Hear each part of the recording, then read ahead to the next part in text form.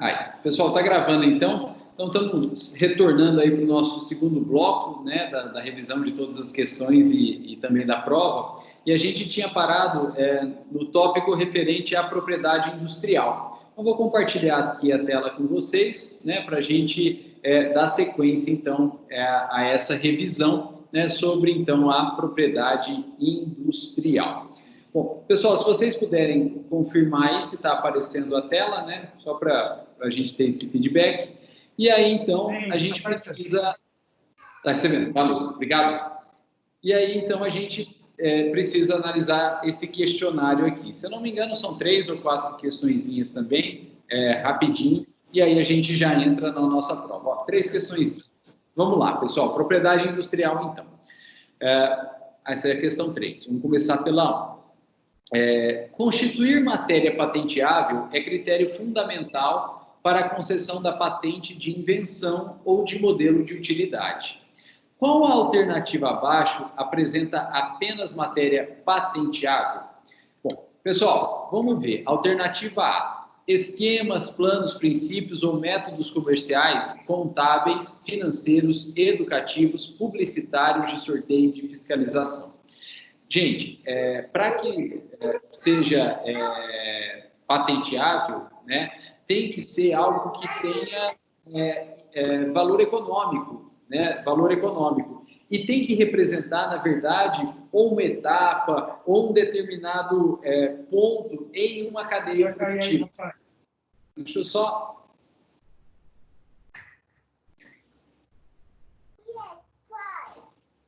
Vai lá com a mamãe, vai. Vai. Então tem que ter valor econômico e tem que representar algum ponto, alguma etapa dentro de uma cadeia produtiva. Nessa alternativa A aí, está escrito esquemas, planos, princípios, né? Depois publicitários de sorteio. Isso não é nenhuma etapa de nenhuma cadeia produtiva, né? E, portanto, não pode ser patenteável, não se torna modelo patenteável, não é propriedade industrial. Então, o A está fora. Bom, o B, a gente só vai conseguir verificar se a gente analisar as outras alternativas. A C, obras literárias. Pessoal, obra literária, que é aquilo que decorre da ideia das pessoas e não são empregadas em cadeia produtiva, não é protegido por propriedade industrial. É protegido, na verdade, por direito autoral. Tem até uma lei própria, que é a lei do direito autoral. Então, esses itens descritos no item C não é propriedade industrial, é direito autoral e eles são protegidos por uma lei própria. Deixa eu pegar aqui, que eu não sei de cabeça, né? Lei de direitos autorais. Aqui. Lei 9.610, né? Lei 9.610 de 98, né? Então, aquilo que decorre da imaginação das pessoas, das ideias das pessoas e que não pode ser empregado em cadeia produtiva é protegido através de uma lei própria, é protegido através do direito autoral, né? Então, a alternativa ali, né, que é a C, está fora também. Pessoal, a D, software, criações estéticas, regras de jogos e cultivares. Os softwares, né, principalmente, eles também são protegidos por direito autoral, né? Se vocês pegarem a telinha de abertura de um determinado software, lá embaixo vai ter direitos autorais, né, escrito quem detém os direitos autorais. O software, ele não é protegido por propriedade industrial, então ele não é patenteável, aí ele não é registrável, ele é protegido por direitos autorais. E o E, composições farmacêuticas, equipamentos industriais, sensores químicos. Aí sim, não é algo da ideia da pessoa, do psicológico da pessoa, tem valor econômico e é empregado numa cadeia produtiva. Então, a melhor alternativa mesmo é a alternativa E. Composições farmacêuticas, equipamentos industriais e sensores químicos. Esses são os únicos itens aí que são patenteáveis, né, que são propriedade industriais. Todos os restantes ou não são nada ou são protegidos, na verdade, pela lei de direitos autorais. Então, a melhor resposta é o item E aí. Bom, terminamos essa questãozinha. Aí a gente pode analisar a segunda questãozinha aqui, ó.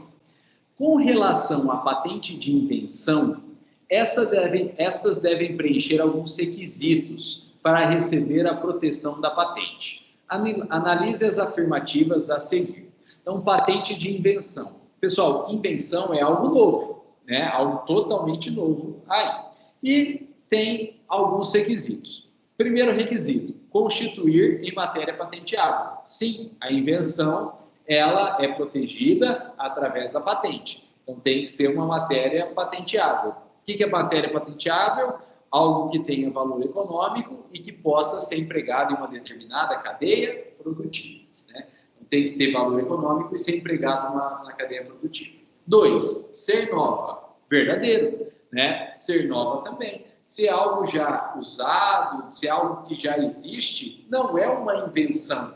A invenção é algo novo, né? Algo que surgiu aí diferente do que se tinha anteriormente. Pessoal, e aí que tem um detalhe importante. É aí que a gente diferencia o que é a invenção do que é modelo de utilidade. A invenção é algo novo, totalmente novo, que não existia anteriormente. Enquanto que o modelo de utilidade é algo que já existia, porém empregado em uma outra utilidade ou empregado de uma forma diversa, né? Então, se você tem algo, já existe, mas você pega aquele algo e passa a empregar de uma forma nova, pelo qual aquele algo não tinha sido pensado, não tinha sido criado, você não tem propriamente uma invenção, você tem um modelo de utilidade. A invenção é uma propriedade industrial completamente nova. Enquanto que o modelo de utilidade é pegar algo que já existe, modificar o uso, ou dar um novo uso para ele e patentear, né? Então, esse novo uso aí a título de modelo de utilidade. Eu costumo brincar, pessoal, com o espelho, né? O espelho, então, ele foi criado para refletir a imagem das pessoas, para que elas pudessem ver a si próprio aí, fazer maquiagem, fazer a barba. Até que surgiu o veículo automotor, o carro, e aí puseram o danado do espelho lá no retrovisor externo, né? No retrovisor interno. Não para ver a si próprio, mas para ver o que transita ao lado ou atrás dos veículos, né? Esse pulo de pegar o espelho que foi criado para ver o ser humano e colocar o espelho em um veículo para ver o entorno desse veículo, não é uma invenção, porque o espelho já existia, mas é um modelo de utilidade. Então, você não vai patentear o espelho, porque o espelho já existia, mas você vai patentear esse novo uso do espelho como retrovisor de veículo a título de modelo de utilidade. É possível fazer isso aí também. Então, esse item 2 é o que diferencia o que vai ser, o que é invenção e o que é modelo de utilidade. A invenção é algo totalmente novo, enquanto o modelo de utilidade é algo que já existia, mas que ganhou um novo uso para o qual ele não foi inicialmente construído, ele não foi inicialmente pensado. Pessoal, depois vem o item 3, ser uma boa ideia. Gente, quantas invenções tem aí que são novas? Pode até ter valor econômico e ser empregado na cadeia produtiva, mas são uma porcaria. São uma porcaria. Então, na verdade, né, a invenção tem que ser nova, não necessariamente boa, não necessariamente boa. E aí é interessante, porque às vezes, no momento em que a invenção é descoberta, ela não serve para nada, é uma porcaria. Mas mesmo assim, como não importa se é boa ou ruim, se vai ter uso ou não ter uso, ela é patenteada. Aí depois de algum tempo, alguns anos, alguém descobre alguma utilidade para aquilo, né? E ela passa a ser útil, né? Mas veja que se inicialmente ela tivesse que ser boa, ela tivesse que ser útil, inicialmente aquele invento não teria sequer sido patenteado. Se não fosse patenteado, ele poderia até ter se perdido ao longo do tempo, né? Por exemplo, alguém inventou alguma coisa lá no Acre. E aqui essa pessoa não patenteou essa invenção. Aqui no estado de São Paulo, a gente nem sabe da existência daquilo e às vezes pode ser justamente o pulo do gato que se precisa para criar algo novo aqui, né? E lá aquilo não serve para nada. né? Porque não se sabe também dessa utilidade que se teria em São Paulo. Se a pessoa do Acre vai lá e faz a patente desse invento, que para ele ou para lá não serve para nada, essa invenção é tornada pública, porque a patente, né, a propriedade industrial é registrada no INPE, no Instituto Nacional da Propriedade Industrial. E às vezes, analisando aquela patente que está lá, que até então não serviu para nada, alguém descobre que ela seria muito útil num outro tipo de modelo, num outro emprego, né? E se o cara do Acre não tivesse registrado, ninguém teria ficado sabendo, né, e ninguém poderia empregar futuramente, né? Então, se é bom ou ruim, se é usual ou não importa para ser patenteável. É um invento, é algo novo e tem valor econômico, pode ser empregado numa cadeia produtiva, em regra você pode patentear, ainda que naquele momento seja uma porcaria. Mas, eventualmente, no futuro, aquilo pode ser útil e, tendo patenteado, né, todo mundo passa a saber ou poder saber a existência daquilo e, eventualmente, no futuro empregar, né? Então, importante, olha só, o INPE, né, o Instituto Nacional da Propriedade Industrial, quando ele vai fazer uma patente ou um registro, ele não faz juízo de valor, né? Ele não vai olhar e falar, nossa, essa invenção não serve para nada, não vou patentear. Ou, nossa, desenharam um carro horrível aqui, né? O design desse carro é péssimo, muito feio, não vou patentear. Não, né? O INPE não faz juízo de valor, ele verifica se tem valor econômico, se é novo, se não é, para fins, né, técnicos de patente, sem valor econômico. Então, o item 3 está fora, né? Não precisa ser boa, né? E mesmo invenções ruins são patenteáveis aí, sem problema nenhum, né? Bom, pessoal, depois o item 4. Envolver uma atividade inventiva. Sim, né? Tem que envolver uma atividade inventiva. O que é isso? Né? Tem que ter um procedimento, né? Não é aquele negócio que tira da cartola. Você tem que demonstrar até de que forma você chegou àquele algo novo aí, né? Não é algo que cai do céu, né? Tem que ter uma atividade inventiva, tem que ter uma sequência de atos aí, né? Então, beleza, isso aqui está correto também. 5. Ser suscetível de aplicação industrial. Correto também. Tem que estar dentro de, né, ou possivelmente ser inserido numa cadeia produtiva, né? Então, ser suscetível de aplicação industrial. Maravilha. E 6, estar descrita de maneira clara e completa no pedido da patente. É verdade, né? Quando se vai fazer a patente, tem que ter uma descrição clara e completa sobre essa patente aí. E, claro, verídica, né? Verídica.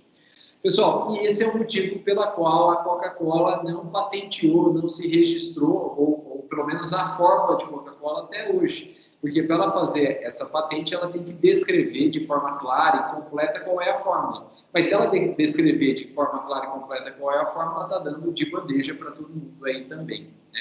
Então, a Coca-Cola não tem a patente, né? Então, se alguém descobrir a fórmula, vai poder fazer a Coca-Cola aí, né, e vender, explorar de forma exclusiva, né? Ela corre esse risco, mas ela prefere do que dar de bandeja a fórmula pronta, né? Porque seria necessário dessa forma aí. E, inclusive, na hora de se fazer a patente, é necessário ter desenhos industriais, né? Esquemas gráficos, né? Indicando aí até a forma daquele invento, o emprego daquele invento. Então, é bem interessante aí.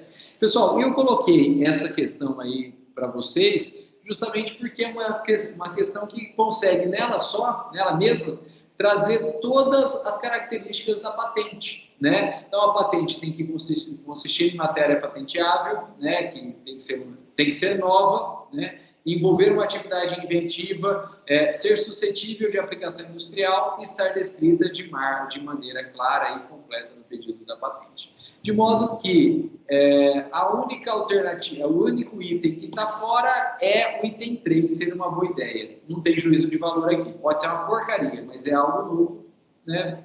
Pode ser patenteável. Então, o item 3 está fora, sobra para a gente a alternativa C. Sobra para a gente a alternativa C. Então, essa questão aqui, ela tem como a resposta a alternativa C. Pessoal, e eu pude ver de perto um processo de patente, né, praticamente completo, e foi muito interessante, né, esse processo de patente, mas não era propriamente uma patente de invenção, né? Eu acho que mais tecnicamente era uma patente de modelo de utilidade. É o seguinte, a pessoa, ela conseguiu misturar o ozônio com um líquido, transformar o ozônio em um líquido, né? O ozônio é um gás, né? É o O3, né? Três moléculas, três átomos de oxigênio, né? E o ozônio, o oxigênio, que tem duas moléculas de oxigênio, ele é estável, ele fica bastante tempo, né, na atmosfera sem se desintegrar. O ozônio, que é composto por três átomos de oxigênio, ele é mais instável, porque dependendo do tipo de radiação, consegue quebrar a molécula do ozônio e liberar uma partícula de oxigênio, transformando o ozônio em oxigênio respirável e liberando um átomo de oxigênio aí que depois se agrupa em outro e forma então outro átomo de oxigênio, né? Então quebra duas moléculas de O3, né? E gera aí moléculas de O2, então ele é instável. E é por isso que a camada de ozônio ela acabou se decompondo, né?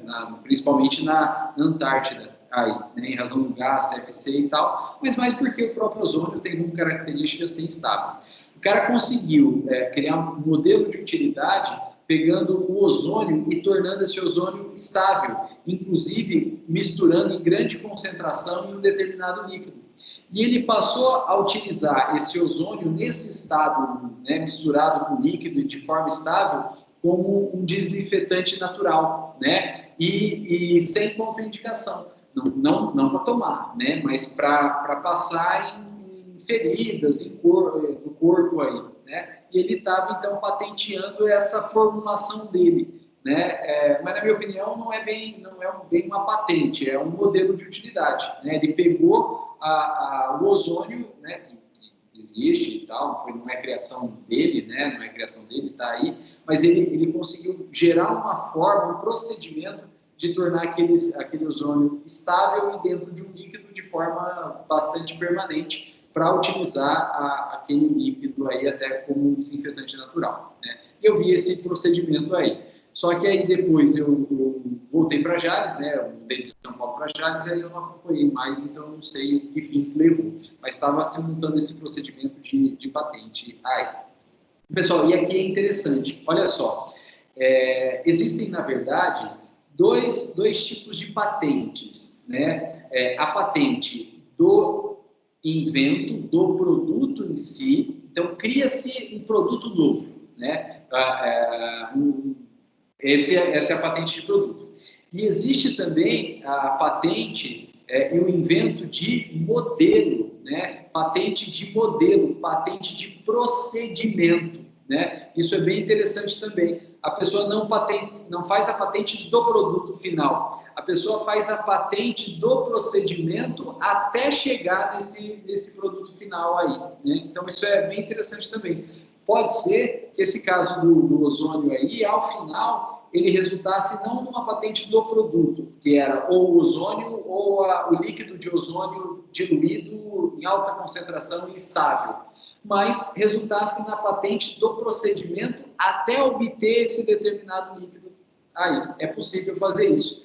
Uma vez eu já morava em Jales, e eu estava fazendo uma sustentação oral no tribunal, na Câmara Especializada do Direito Empresarial, né? Na Câmara Especializada de Direito Empresarial. E tinha muito processo, muito recurso para ser julgado nessa sessão de julgamento do tribunal. E eu era um dos últimos, né? Mas como eu já tinha saído de Jales e tinha ido para São Paulo, estava lá no centro, não tinha mais nada a fazer, e eu estava aprendendo demais vendo aquilo, eu fiquei assistindo todas as sustentações orais que os advogados estavam fazendo, até chegar ao meu momento de falar, né? O meu processo, até o meu processo ser julgado. E em uma das sustentações, um dos processos em que houve sustentação oral, estava sendo discutido justamente uma patente de procedimento, né? A patente de modelo de procedimento. E a discussão era a seguinte, uma determinada empresa, ela fez um procedimento, né, para a obtenção de um determinado produto, resultado final. Ninguém falou nada do produto. Então, não sei se era patenteável, se já estava em domínio público, não sei lá que produto que era esse. Porém, olha só, a empresa que fez esse procedimento e detém a patente, ela entrou com uma ação contra uma outra empresa, porque a outra empresa ela estava seguindo praticamente o mesmo procedimento, só que invertia o momento de colocar um determinado reagente. Então, na patente, colocava o reagente ao final, por exemplo. E essa segunda empresa que foi processada, ela estava seguindo o mesmo procedimento, só que ela estava colocando o reagente ao final. A primeira empresa alegava, então, que a segunda empresa estava usando o procedimento que a primeira desenvolveu, né, e tinha patenteado, mas fazia uma alteração mínima lá para tentar mascarar, para fazer uma simulação, para tentar burlar aí, sem pagar os royalties pelo uso desse procedimento. E a segunda empresa, olha só, estava tentando provar que a colocação daquele reagente em um momento diferente descaracterizava todo o procedimento produtivo. Era um procedimento produtivo completamente novo, né? E aí eu fiquei imaginando, ali só tinha advogado e os desembargadores julgando com formação jurídica. Eu acho que ninguém entendeu nada daquilo, né? Porque era uma questão de reagente, de momento, de formulação e tal. E os advogados, era uma advogada do Rio de Janeiro, representando a empresa detentora da patente, e um advogado de São Paulo representando a outra empresa. Mas a qualidade das informações técnicas que eles trouxeram, principalmente essa advogada do Rio, né, eu fiquei de queixo caído, né? E a Thaisa também. A Thaisa tinha me acompanhado esse dia, né? A gente tinha ido para São Paulo. E ela também estava assistindo lá, ela também ficou de queixo caído. Um negócio assim impressionante. Então, veja o nível de conhecimento que é necessário para conseguir trabalhar dentro dessas áreas da propriedade industrial e da patente aí. Eles tiveram que falar de reagente, de energia de ativação, a temperatura da substância do procedimento, foi um negócio bem legal aí. E essa, né, nem foi mencionado qual era o produto final. Essa era uma patente, na verdade, de procedimento, das etapas a serem cumpridas até atingir o produto final. O produto final não importava, né? Importava para eles as etapas, né?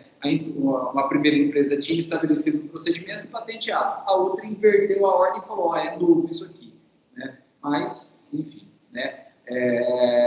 Agora, resultado final. A coisa foi tão complexa que eles estavam em 3 desembargadores, né? Eles estavam em 3 desembargadores. O relator votou de um jeito, o revisor votou de outro, e o terceiro juiz ficou com medo de votar lá sem saber direito, pediu vista do processo para estudar melhor, né? Então, o julgamento foi suspenso, porque teve 2 votos divergentes, e aí o terceiro juiz, que seria, né, o voto de Minerva, né? Mas ele não quis julgar, ele pediu vista do processo, falou, preciso estudar isso aqui melhor, e aí o julgamento foi suspenso, né, desse caso, e aí passou para o julgamento dos demais processos que tinham naquele dia aí. Mas foi uma aula, foi um negócio muito bacana. Bom, pessoal, mais aqui a questãozinha aí, né, a gente viu, a resposta é C. E a gente pode seguir, então, para a questão 2, que não está abrindo, não sei porquê.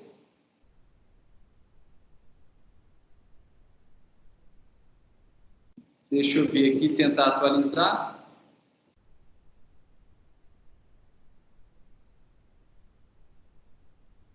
Já é a questão 2, né? Então, agora a gente tem que ir para a questão 3. Questão 3. São bens jurídicos protegidos pelo direito de propriedade industrial. Pessoal, vamos lá. Fonogramas e partituras musicais. Pessoal, fonograma e partitura musical vem do intelecto da pessoa, né? Então, é direito autoral, não é propriedade industrial. Os fonogramas e as partituras musicais são protegidas pela lei de propriedade industrial aí. Desculpa, pela lei de direitos autorais. A B, obras literárias, programas de computador e micro-organismos geneticamente modificáveis. Pessoal, os dois primeiros, obras literárias e programas de computador, são protegidos pelo direito autoral. Agora, micro-organismo geneticamente modificado não é protegido por nada, né? Não é sujeito a patente, não é sujeito a propriedade, a direito autoral, né? É um micro-organismo de existência natural, você não pode patentear esse tipo de coisa aí, né? Então, micro-organismo não... Pessoal, só um minutinho que a luz começou a piscar aqui e está incomodando um pouquinho, eu vou ter que apagar, vamos ver se não vai ficar muito escuro. Pessoal, está muito escuro? Acender aqui a... Tá bom, tá bom. Tá bom. Então, porque a luz piscando aqui, eu vou ter que trocar e incomoda um pouquinho, né? Fica ruim, né? Bom, pessoal, então vamos seguir, apesar dessa dificuldade aqui, vamos seguir. Bom, pessoal, então os micro-organismos geneticamente modificados, ainda que tenham pesquisa e tal, eles não são propriedade de ninguém, então não são protegidos nem por propriedade industrial e nem por direito autoral, tá fora de tudo, né? Esses micro-organismos, então, eles vão ter alguma proteção dentro da Lei Nacional de Biossegurança, né? Existe a Lei Nacional de Biossegurança, ela que vai regrar sobre isso, mas não é de ninguém, né? Isso não é propriedade de ninguém, então não tem proteção nenhuma aí, a B está fora. A C, obras de arte, as esculturas e as pinturas registradas na Academia de Belas Artes. Direito autoral, vem do intelecto da pessoa, está fora. A D, direitos morais e patrimônio do autor ou respectivo titular. Também não, né? Não é nem direito autoral isso aqui, né? Mas está fora também. Então, realmente, o que sobra é marcas, invenções, desenho industrial e modelo de utilidade, justamente as 4 propriedades industriais que a gente tem no direito brasileiro. As marcas, as invenções, o desenho industrial e o modelo de utilidade.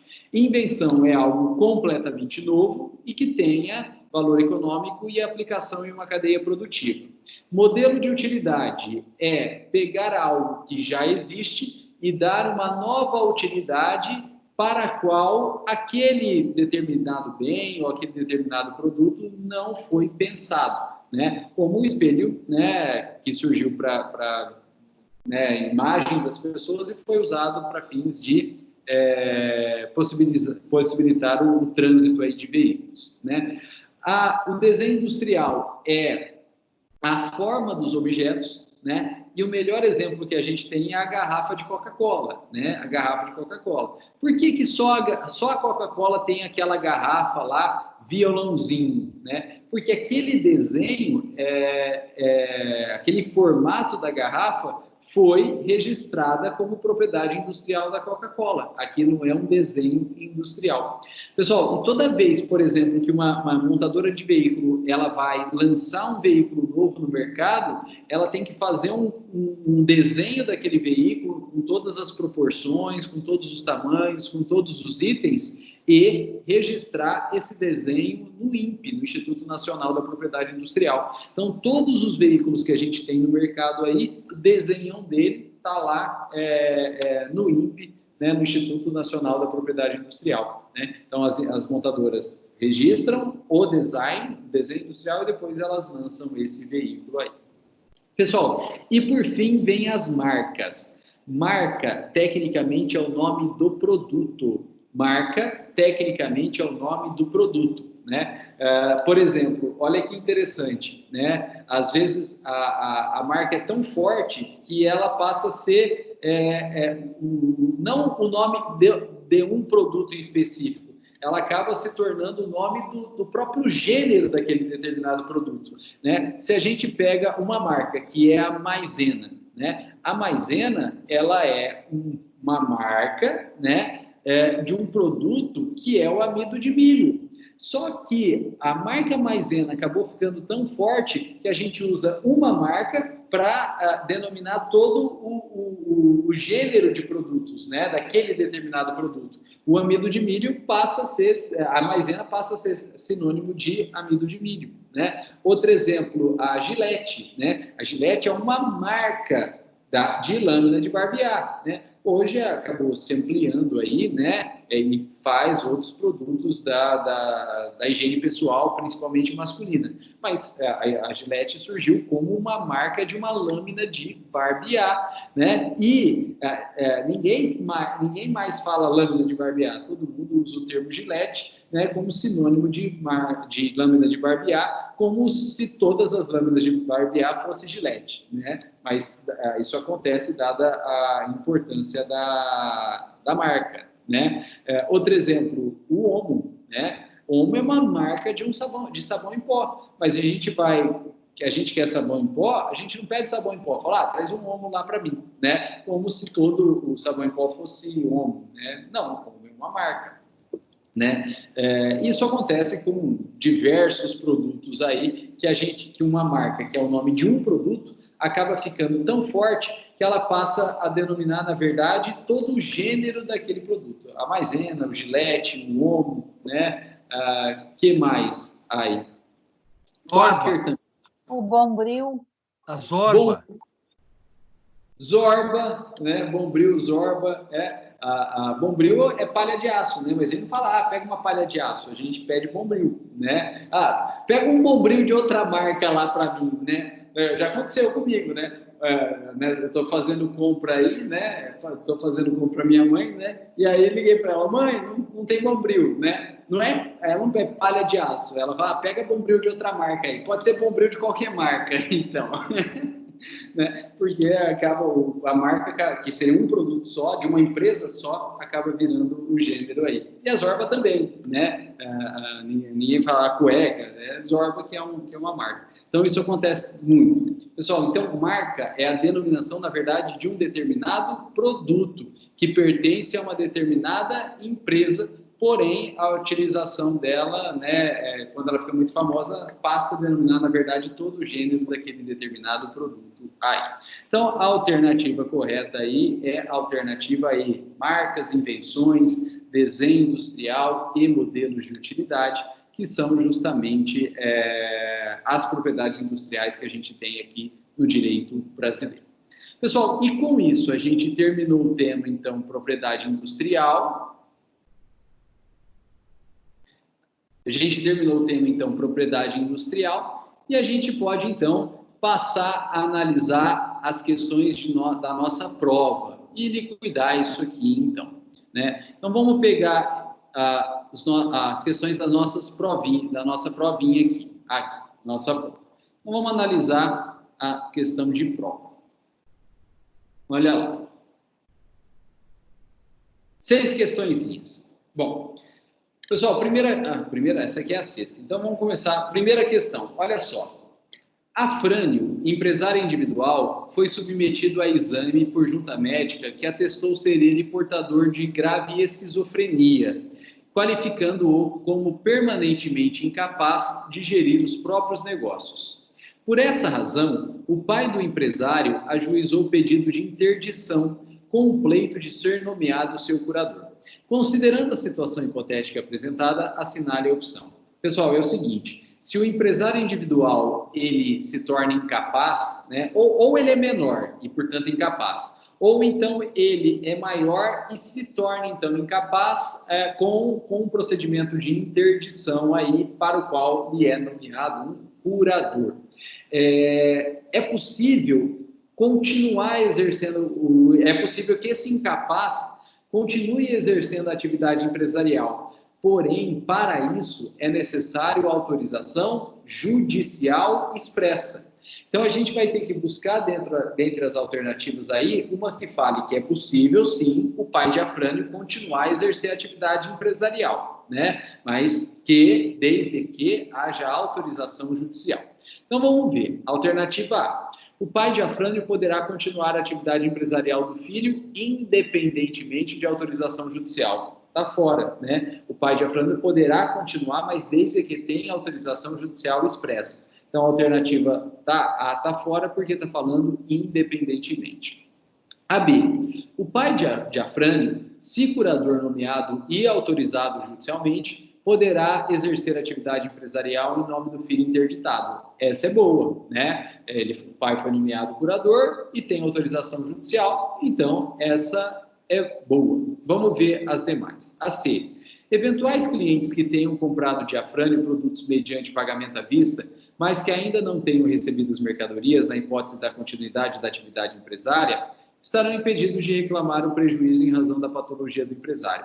Pessoal, nada a ver. Por quê? O ato ele é analisado segundo a capacidade da pessoa, né, no momento de celebração do ato, né, e não posteriormente ou no momento de execução do ato. Então, quando ele realizou a venda, quando ele celebrou o ato, ele estava consciente, plenamente capaz, aquele ato permanece válido dali para frente, né? Então, não é o fato de ter havido uma incapacidade, uma interdição superveniente, que essa incapacidade, essa interdição superveniente acabaria ou anularia o ato pretérito, né? Eu tive um caso, não tem a ver com direito empresarial, mas eu tive um caso, né? O meu cliente era proprietário de um imóvel, né? E o inquilino não estava pagando o aluguel. E aí a gente entrou com uma ação de despejo acumulado com cobrança de aluguel. E entramos com essa ação contra o inquilino e contra o fiador. E aí a gente não conseguia citar o fiador, até que a gente achou o fiador. E aí a gente descobriu por que não conseguia citar o fiador. Porque ele tinha sofrido um acidente de carro e ele tinha ficado, então, muito tempo em coma no hospital, e aí a família ficou acompanhando. Mas, naquele momento aí, quando foi para citá-lo, né, ele já tinha saído do coma, contudo, ele não estava em seu juízo perfeito. E a família, então, estava movendo um processo de interdição. E aí, olha que interessante, o juiz do meu processo, né, na ação de despejo acumulada com cobrança, foi obrigado a sobrestar o processo enquanto tramitava o processo de interdição. Por quê? Porque se aquela pessoa efetivamente não estava em juízo perfeito e fosse interditada, ela nem poderia receber a citação, né? Ela não teria capacidade nem para receber a citação. E a esposa dele, que estava como curadora provisória, porque era provisória, ela não tinha poderes para receber aquela citação. Então, teve que sobrestar o processo de despejo acumulado com cobrança, aguardar a finalização do processo de interdição, e ele realmente foi interditado, e aí, então, a esposa foi nomeada curadora definitiva, e ela pôde, então, receber a citação em nome dele. E aí ele foi citado para pagar a dívida, né? Para pagar a dívida. Ele poderia se defender alegando que ele estava interditado agora, então ele não precisava pagar nada, ou então que aquela fiança era nula? Não, porque quando ele firmou o contrato de fiança, que é um contrato acessório em garantia da locação, ele estava plenamente capaz. E a capacidade, ela é perquirida, ela é atestada no momento de celebração do ato aí, né? A pessoa não pagou, a gente também ficou com dó e acabou meio que deixando quieto, e ficou por isso mesmo. Mas ele jamais poderia alegar que aquela fiança era nula, né? Que havia incapacidade aí, porque, na verdade, a incapacidade foi superveniente, e a incapacidade superveniente não altera aí a capacidade de quando houve celebração do ato em si, né? Então, bem interessante. Pessoal, e eu não sabia disso, né? E depois eu fui pesquisar. Se eu soubesse antes, eu achei que isso nunca seria usado, né? Mas o Código de Processo Civil, ele tem regra própria para a citação dessas pessoas, né? Se o oficial de justiça vai citar uma pessoa que apesar de ser maior, o oficial de justiça desconfia, quando encontra essa pessoa, o oficial de justiça desconfia que ela pode ser incapaz, apesar de não estar interditada, O oficial de justiça não cita aquela pessoa e devolve o mandado de citação para o juiz, comunicando a possível incapacidade daquela pessoa. E aí o juiz, o código diz isso, o juiz ele pode nomear um médico para acompanhar o oficial de justiça para verificar se aquela pessoa é capaz ou incapaz. Se for capaz, cita. Se não for capaz, né, o médico relata isso para o oficial de justiça. O oficial de justiça, então, faz a certidão, toma por termo a incapacidade daquela determinada pessoa e devolve o processo para o juiz, né, devolve o mandado para o juiz. E o juiz, então, diante da certidão do oficial de justiça baseada no médico que o acompanhou, o juiz pode encaminhar essa certidão para o Ministério Público e o Ministério Público pode, então, propor ação de interdição. Olha que peculiaridade, né, até onde vai a regra de citação, né? Então, se o oficial de justiça verificar aqui, ou entender ali, ainda que sem conhecimento técnico, que o oficial de justiça, que o citando não teria condições psíquicas de receber aquela citação, comunica o juiz e o juiz pode autorizar ou determinar o acompanhamento por um médico aí para verificar essa situação concreta. Então, é bem interessante aí. Pessoal, então a C não tem nada a ver, né? A incapacidade superveniente não altera em nada contratos firmados anteriormente. Então, a C está fora.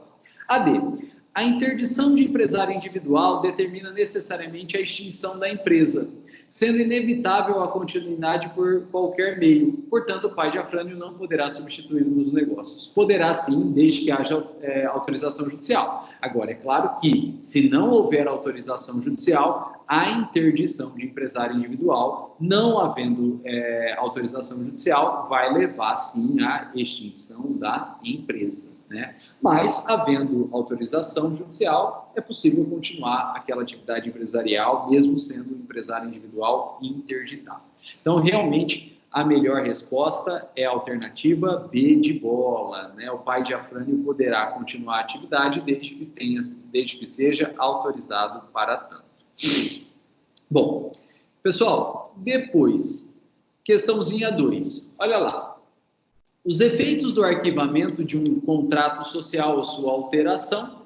Então, a gente tem que analisar agora os efeitos do arquivamento de um contrato social ou sua alteração. E a gente já viu, pessoal, a lei quer que o registro seja prévio ao início da atividade em até 30 dias da data de assinatura do ato constitutivo. E se feito em até 30 dias da assinatura do ato constitutivo, o efeito desse registro, que é a personalização, a criação da personalidade jurídica e a responsabilidade limitada, retroage à data da própria assinatura. Agora, se não feito dentro desses 30 dias, feito, na verdade, após os 30 dias, é possível o registro, não impede o registro.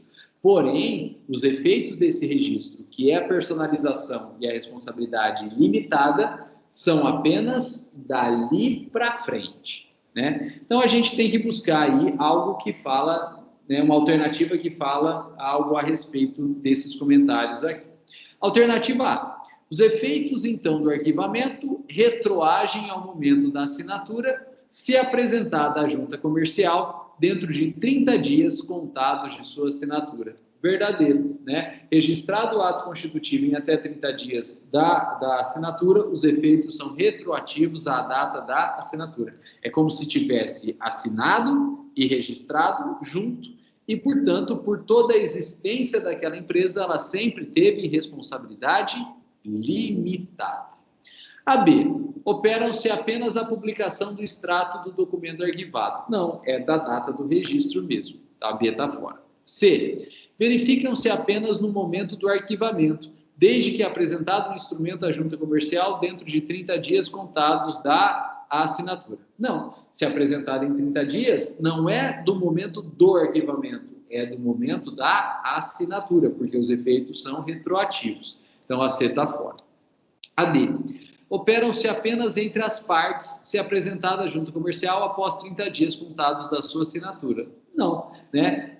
se registrados mesmo após 30 dias, é um registro válido, opera para todo mundo. Só que tudo que ficou até lá ficou com responsabilidade ilimitada. Mas, feito o registro mesmo após 30 dias, é um registro normal, ele vale para a empresa, ele vale para o sócio, ele vale para todo mundo. Só que dali para frente, né? Tudo que ficou dali para trás é de responsabilidade ilimitada.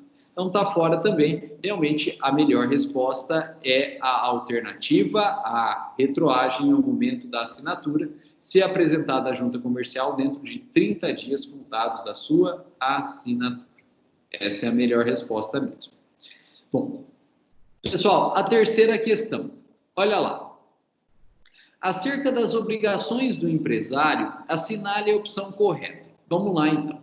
Os livros empresariais podem ser divididos em obrigatórios, exigidos por lei, e facultativos, não exigidos por lei, mas que auxiliam os empresários em suas atividades. Até aí, perfeito. Entre os livros obrigatórios, incluem-se os livros de carta, os livros razão e o livro caixa. E entre os livros facultativos, o livro diário, o livro estoque e o livro borrador.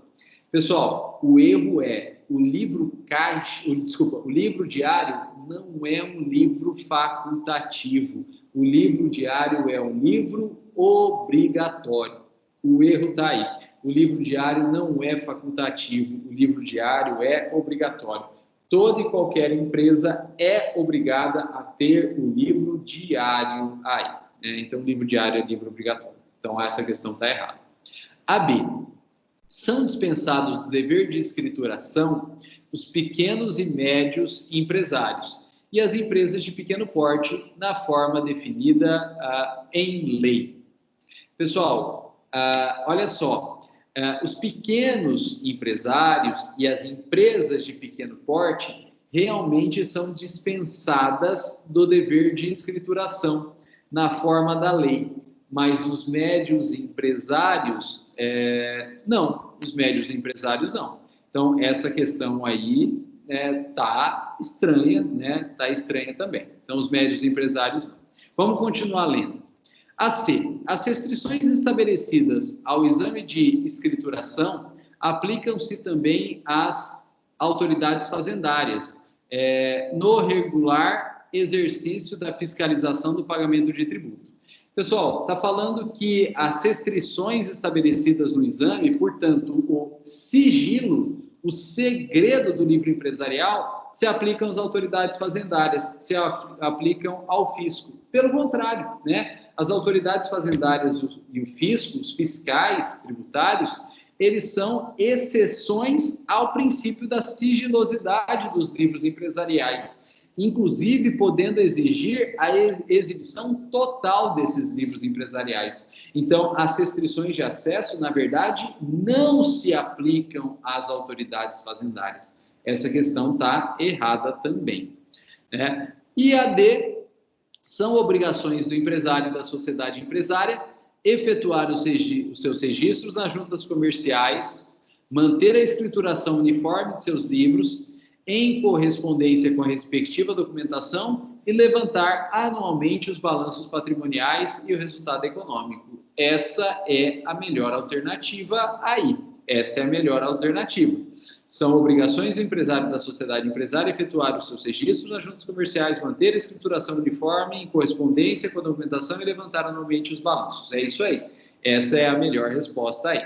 Né? Então, realmente, a B está errada porque a dispensa da escrituração é para micro e pequenas empresas. Né? Essa dispensa não atinge médios empresários, né? Ou médias empresas. Então, isso aqui está tornando a questão errada, a alternativa errada. Então, realmente, a melhor resposta é a alternativa D. Bom, pessoal, vamos lá, então. Mais uma questãozinha. Olha lá. Assinale a alternativa incorreta. Agora, a gente tem que procurar o que está errado. Então, vamos lá. Alternativa A. A proteção do nome empresarial decorre automaticamente do arquivamento dos atos constitutivos ou suas alterações. Verdadeiro. É uma decorrência do princípio da novidade. Se só pode registrar o novo, né? Se só pode registrar o novo, tudo que já foi registrado está protegido, porque não vai ter nada igual a ele aí. Né? Então, a alternativa A está correta. A B. A alienação da firma individual pode ocorrer independente do estabelecimento a que se refere. Pessoal, pegadinha. Isso aqui é pegadinha. Por quê? Porque o termo firma tem um uso coloquial, tem um uso no dia a dia, que é como se fosse, né, pelo menos coloquialmente sinônimo de empresa, sinônimo de estabelecimento empresarial. Então, a gente diz no dia a dia, eu vou lá na firma, eu vou lá no prédio onde realiza atividade empresarial, eu vou lá na empresa, eu vou lá no estabelecimento empresarial. Só que esse uso, né, do termo firma é um uso coloquial, não é um uso técnico. Por quê? Porque firma, tecnicamente, é modalidade de nome empresarial. E, em decorrência dos princípios que regem o nome empresarial é inalienável. Quais são os princípios? Novidade e veracidade. Tem como eu vender o nome empresarial se ele deve respeitar a novidade? Não, porque o nome empresarial ele tem que ser novo. Então, você não vai conseguir vender o nome e re-registrar esse nome empresarial, porque o re-registro vai ser incompatível porque já existe um registro anterior. Então, o princípio da novidade impede a transferência e a venda do nome empresarial. E também, o segundo princípio, que é o princípio da veracidade, também impede a transferência, a venda do nome empresarial. Porque se a gente tem a empresa, né, Domingos Freitas e Geraldo Livramento Bicicletaria, e eles querem vender a empresa, entre aspas, vender a empresa, por exemplo, para, né, o Antônio Esquina e o Luiz Especiato Bicicletaria, se vendesse o nome empresarial e a empresa passasse a ser do Antônio Esquina e do Luiz Especiato, você não poderia usar Domingos Freitas e Geraldo Livramento. E isso, portanto, geraria um confronto, né? Geraria algo inverossímil, né? Algo inverídico, né? Geraria algo inverídico. Então, na verdade, os dois princípios impedem a transferência do nome empresarial. É por isso que a gente estudou o trespasse, e o trespasse é o contrato de compra e venda do estabelecimento, e não da empresa em si, porque a empresa e o nome empresarial que identifica aquela empresa é inalienável, porque é incompatível ao princípio da novidade e ao princípio da veracidade. Então, veja, se a gente usasse firma como no uso coloquial, até é possível a venda da firma, e firma entre aspas, com uso coloquial. Mas se a gente usar firma no nome, na acepção técnica de nome empresarial, não é possível a venda dela. E veja lá, alienação da firma individual. Aqui está como sinônimo, como terminologia técnica, como nome empresarial. Pode ocorrer independente do estabelecimento a que se refere. Não pode, porque não se aliena nome empresarial. Se aliena o estabelecimento, que no linguajar do dia a dia a gente usa firma, mas não se aliena um nome empresarial. Por isso que essa alternativa está errada aí, né? Mesmo. Então, não tem como se aproveitar dela.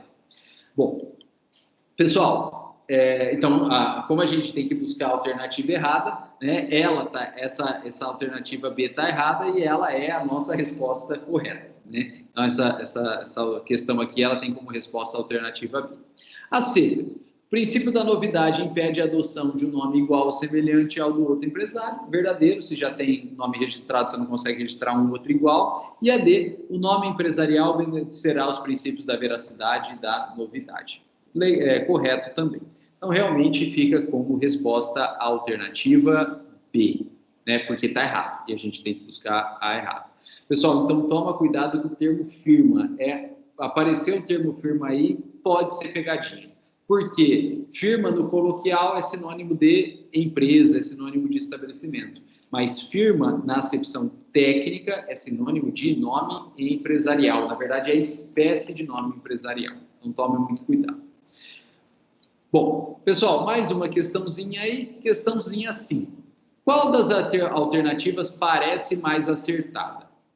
A ação renovatória visa proteger... Pessoal, a ação renovatória ela visa proteger o ponto comercial e a importância do ponto comercial ela tem a ver, na verdade, com a maior proximidade com o mercado consumidor. Né? Então, a gente tem que pensar em ponto, em localização e mercado consumidor. Vamos ver. Alternativa A, o fundo de comércio desenvolvido pelo locatário. Boa, essa é boa. Né? Fundo de comércio desenvolvido pelo locatário, essa é boa. Por quê? Olha só faz sentido pensar em ação renovatória se o empresário cria seu estabelecimento empresarial num imóvel que não é dele, num imóvel locado. Por quê? Se o empresário for dono do imóvel onde está o estabelecimento, não tem contrato de locação e ele sendo dono do estabelecimento, ninguém tira ele de lá nunca, a não ser o poder público se desapropriar o bem. Mas não tendo desapropriação, ele é o proprietário, ninguém tira ele de lá. Ou ele vende, ou o poder público desapropria, e se não acontecer nenhuma dos dois, ele é proprietário, ele fica lá. Então, só faz sentido pensar ação renovatória se o empresário criar o estabelecimento, mas em um imóvel, em um prédio que não é dele, em um imóvel, em um prédio locado. E aí funciona assim um contrato de locação. O proprietário, ele é o locador e o empresário é o inquilino ou também chamado de locatário. E quem que cria o estabelecimento? O empresário, inquilino, locatário. E quem cria, então, o fundo de comércio, que é a potencialidade de consumidores ali naquele determinado local? O empresário.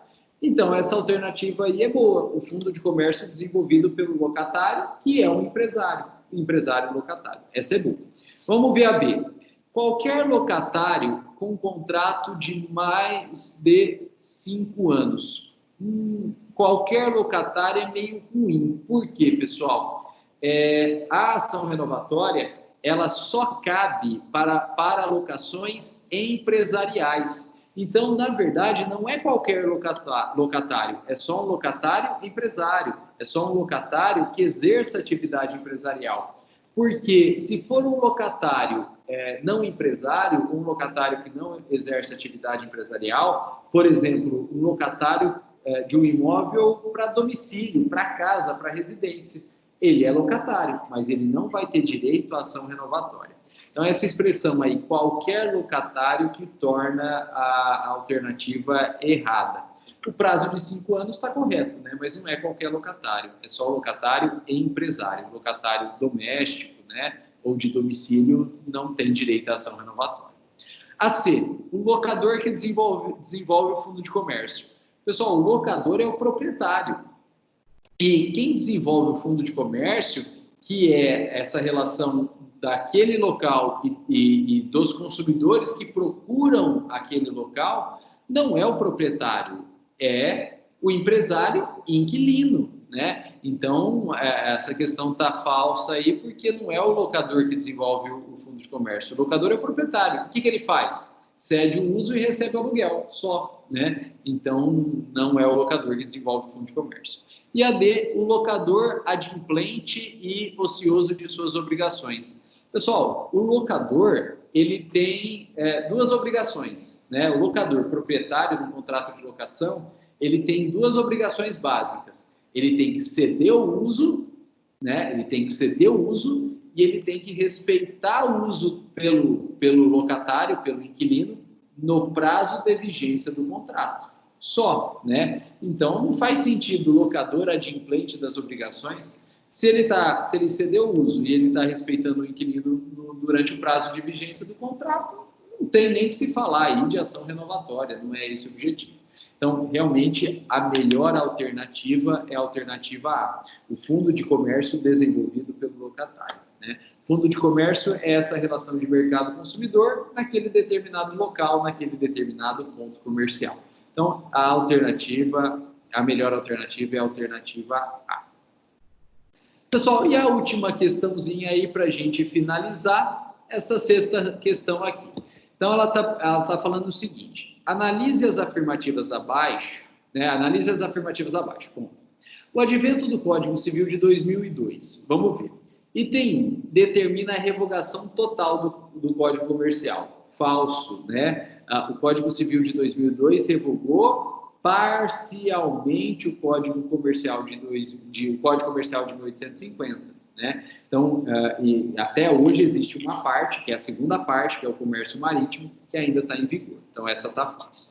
A 2. O Código Civil determina a revogação da primeira parte do Código Comercial, que é do comércio em geral, beleza, permanecendo em vigor a segunda parte, que é do comércio marítimo. Beleza, esse item 2 está perfeito aí, né? E a terceira parte do Código Comercial, né, na verdade, já havia sido revogada anteriormente pela lei de falência, né? A terceira parte, que era das quebras, ela já tinha sido revogada anteriormente pela lei de falências. Então, a 2 é verdadeira. A 3, mantém integralmente em vigor o Código Comercial, regendo entre as relações mercantis e aqueles civis. Nada a ver, né, pessoal? O Código Civil de 2002, ele revogou parcialmente, mas revogou o Código Comercial de 1850, né? De modo que, na prática, todo o direito privado brasileiro, ele é regido por um único diploma normativo, que é o Código Civil, que se aplica tanto para as relações civis quanto para as relações empresariais. E esse fenômeno da gente ter um diploma normativo só, regendo os dois ramos do direito privado, que é o direito civil e o direito empresarial, recebeu o nome de unificação do direito privado, né? Em 2002, o Brasil passou por uma unificação do direito privado, porque passamos a ter um único diploma normativo regendo todas as relações de direito privado, tanto o direito civil quanto o direito empresarial. Então, a 3 é falsa. A 4, não alterou ou dispôs sobre legislação falimentar. Essa é boa, porque, na verdade, o Código Comercial de 1850, ele trazia algo sobre legislação falimentar. Só que não se usava esse termo falência, né? Era algo mais direta, mais até chula aí. O código, tecnicamente, falava em das quebras. E essa parte das quebras já havia sido revogada pela antiga lei de falência, na década de 40, né? A antiga lei de falência, que era da década de 40, já havia revogado o Código Comercial de 1850. E, atualmente, essa lei de falência da década de 40 também já foi revogada, né? A gente tem hoje a nova lei de falência, não tão nova assim, mas eu que estava estudando na época de faculdade, né, os professores falavam a nova lei de falência, então eu repetia a nova lei de falência, mas não é tão nova assim. Ela é a Lei 11.101 de 2005, né? Lei 11.101 de 2005, ela já está um pouquinho antiga aí, mas é a atual, né? Não vamos falar nova, vamos falar atual lei de falência. Então, esse item 4 aí, né, pode ser verdadeiro. E desse modo, a 1 e a 4 ficariam como verdadeiro. Tem resposta para isso?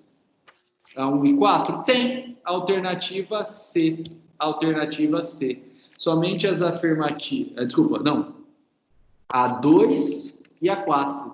2 e a 4. Então, dá a alternativa A. Né? Somente a 2 e a 4 estão corretas. Essa é a resposta. Somente a 2 e a 4 estão corretas aí. E com isso, então, a gente terminou de revisar todas as atividades e a nossa prova. Pessoal, dessas atividades que a gente revisou aí, item por item, vocês concordam com a resposta? Vocês entenderam a fundamentação, a motivação da resposta? Há alguma coisa que vocês não concordam, que vocês acham que é diferente, pensam diferente? Ou que seria caso de duas respostas, ou caso de anulação da questão? O que vocês acham? Tem alguma coisa a ser impugnada aí? Fiquem à vontade, à disposição.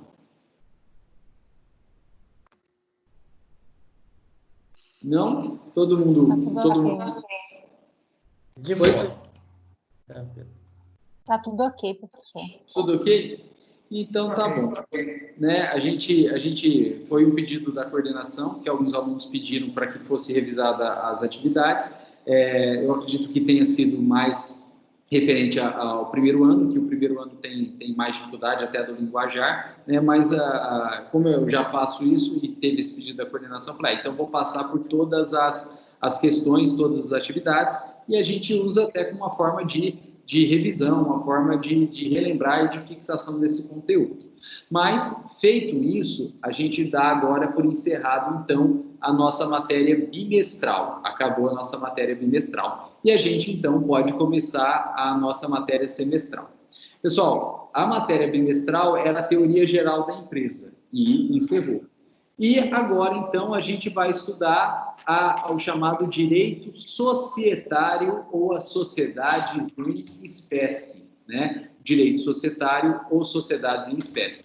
Então, a partir de agora, nós vamos estudar justamente as sociedades, as pessoas jurídicas que realizam atividades empresariais. E eu já vou adiantar para vocês que é um estudo bem pesado. Por quê? Porque no direito societário ou nas sociedades em espécie, a gente vai ter que estudar cada uma das sociedades, cada um dos tipos de sociedades. Aí, existem dois que são extremamente usuais, como a sociedade limitada e a sociedade anônima. Então, isso a gente até vê na prática. Só que tem um monte de tipo societário que não tem ocorrência prática, né? Digamos assim, é mosca branca, não existe na prática. Porém, tem previsão normativa e, consequentemente, tem previsão teórica. E as questões de prova pegam esses danados desses tipos societários que não têm ocorrência fática, mas têm previsão teórica. E pegam justamente pelo seguinte, como não tem existência real esses tipos societários, só sabe deles, só sabe desse tipo quem estudou, né, com o famoso BBB, né, HBB, né, com o famoso HBB, de horas de bunda de banco, né, é só conhecimento teórico. O cara que trabalha na área e tem conhecimento prático, ele não vai responder as questões sobre esses tipos mosca branca. Então, a forma que o avaliador tem de ver se o cara estudou mesmo, né, e o grau de conhecimento dele é pegando esses tipos societários mais difíceis de ocorrer na prática. E então a gente vai ter que estudar todos os tipos societários, mesmo não tendo ocorrência prática, e o estudo de cada um desses tipos societários, na verdade, é decorar, infelizmente, decorar as características de cada um deles. Então, a gente tem que saber as características da sociedade limitada, a gente vai ter que saber as características da sociedade anônima, né, e as mosca branca. As características da sociedade em nome coletivo, da sociedade comandita simples, da sociedade comandita por ações, né? E são bastante detalhezinhos aí, né? E esse, então, é o nosso objeto de estudo até o final do semestre, né? E com isso a gente termina, então, o direito societário e o direito empresarial.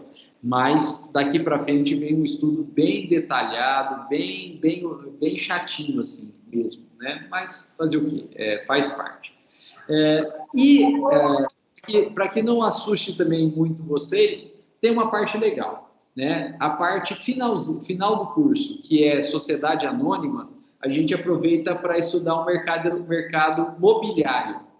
Não é mercado imobiliário, não é de imóveis, é o mercado mobiliário, de valores mobiliários, né? Que são justamente aqueles títulos emitidos por sociedades anônimas e vendidos no mercado como forma de captação de dinheiro. Dentre eles, o principal, as ações, né? Mas existem outros, como as debêntures, as commercial paper, os bônus de subscrição e as partes beneficiárias. E nessa jogada toda a gente estuda também um pouquinho sobre bolsa de valor, né? Bolsa de valores. Então tem essa parte final que é interessante, um pouquinho mais interessante. Mas o resto é bem detalhado, é bem metódico mesmo, né? Mas vai ser o nosso estudo a partir de agora, então. Pessoal, beleza, então? Espera um pouquinho, Rodrigo. Oi. E essas futuras aulas aí, a matéria, você vai apostilar para a gente, você vai passar no módulo, como é que vai ser? Então, eu já Nós temos que ter pelo menos um script, um roteiro para seguir, acompanhar suas explicações, não é isso? Isso. Então, o que a gente vai fazer? Eu já coloquei no Moodle, até mostrar para vocês. É que ainda não está visível para vocês, eu vou liberar a partir de agora. Olha lá. Então, a gente parou no tópico referente à prova, né? Então, de retorno das atividades, revisão de conteúdo, trabalho bimestral, prova bimestral, né? Aqui, ó, prova bimestral. E aí vem os tópicos que eu preparei para vocês. Aqui, ó, direito societário, sociedades em espécie, que é o objeto do nosso estudo a partir de agora. Só que ainda não está visível para vocês, né? E o material pertinente a esses tópicos já está disponibilizado lá naquele link, que é esse aqui, do migre.me, como também já está disponibilizado aqui no Moodle, clicando aí em materiais bibliográficos, trabalho bimestral e semestral. Então, já está disponibilizado aí. Contudo, eu vou tentar preparar alguns slides, né? Como o professor Esquina falou, para funcionar como um roteiro, uma sequência para a gente seguir.